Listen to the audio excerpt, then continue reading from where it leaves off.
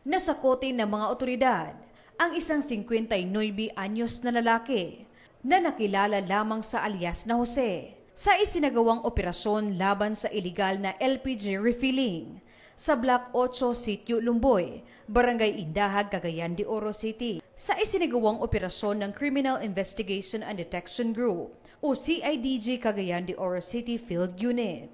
Sa pangunguna ni Police Major Gerson Sullivan, nahuli ang suspect habang umano'y nagsasagawa ng iligal na pagre-refill ng mga LPG cylinder.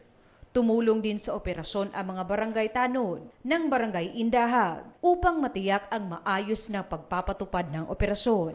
Nakumpiska sa operasyon ang 43 refilled LPG tanks, 100 na bakanting LPG tanks, at iba't ibang LPG refilling equipment na pinaniniwala ang ginamit sa iligal na operasyon. Mahaharap ang suspect sa kasong paglabag sa Republic Act No. 11592 o LPG Industry Regulation Act at Presidential Decree No. 1865 o Oil Pilferage Law.